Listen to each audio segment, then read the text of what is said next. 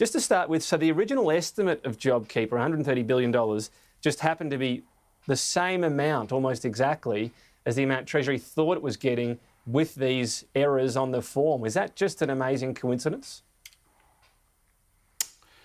Well, I mean, Tom, these are two very distinct issues. So the first estimate that Treasury put in place, that was the advice to government on the JobKeeper program, obviously occurred at a time when the coronavirus pandemic was certainly spreading at a much faster rate. We had, as the Treasurer has outlined this morning in an op-ed, we had growth rates of 22% the week prior to JobKeeper being put in place. So it was an estimate put in place at a time when clearly the expectations of the health outcomes were much worse. Now, the second point is, yes, there were businesses who overestimated or in some cases just made mistakes on the number of employees that they disclosed when they were applying for the scheme.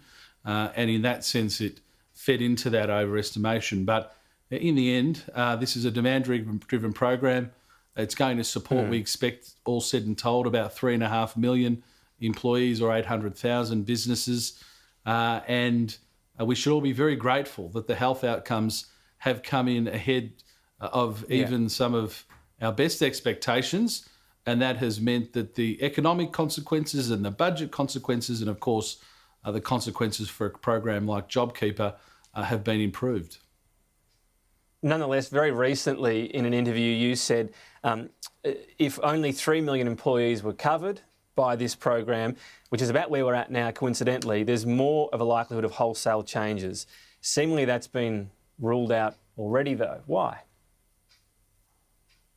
Well, no, Tom, I mean, I was making the self-evident point that at the time that we legislated the JobKeeper program, we put in place at the midpoint a review that would be conducted by Treasury. And I was referring to that review. And of course, that review will take into account a whole range of factors, including the number of people that have registered. So that was just a very self-evident point that I was making there. In this instance, Treasury will undertake a review of how the scheme is operating. It's one of the largest schemes ever put in place, so you can understand why that would happen. I think, in the end, it's pleasing news for our country that the health consequences and the health outcomes have been so much better than even some of our best expectations just 10, 12 weeks ago, that it has flowed into better outcomes for the size of this program, which, as I have said, as the Treasurer have said, just means we have to borrow less money. That is good news for Australian taxpayers.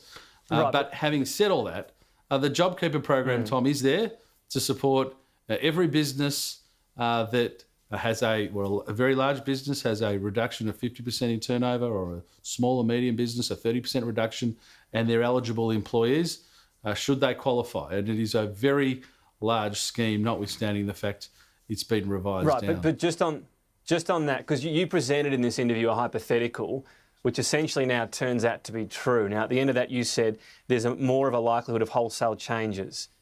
Is that still true? Is there more of a likelihood right now of wholesale changes? Well, Tom, you've got me on your program, so you can ask me the questions directly without going back into former transcripts. What I was making very clear then, and I'm very happy to make that point clear again, is at the halfway point of this program, Treasury was always going to conduct a review. And they will conduct the review. And obviously, in the context of the program, a range of factors will be taken into account, including the number of businesses that qualify and that register, the number of employees that are covered. But importantly, what has become very clear over this time, and this has moved very quickly, is that even some of our best expectations of health outcomes have been exceeded by reality.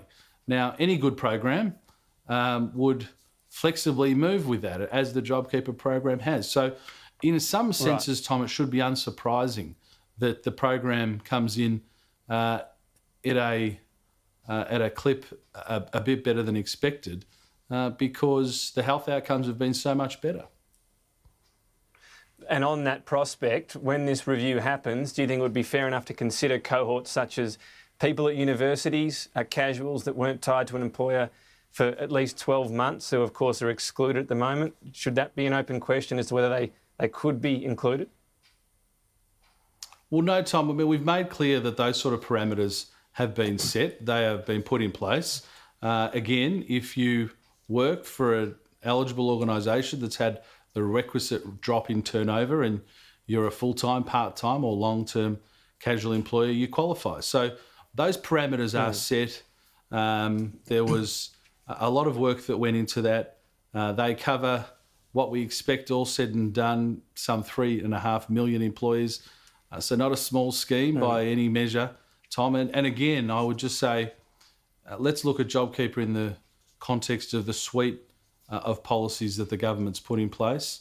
If you're somebody who's lost your job or is otherwise unable to work, you will be able to access a JobSeeker, which with the coronavirus supplement is about $1,100 a fortnight. We've obviously put in place early access to superannuation. We've put in place we've put in place targeted payments to households. So JobKeeper, a very important part of the entire response of the government, is not the total picture, and it's you can't really talk about JobKeeper without considering it in that broader context. I understand what you're saying about JobKeeper and JobSeeker. For the individual, doesn't make a huge difference. It can make a huge difference for universities. So another line from the Treasurer was, we had to draw the line somewhere.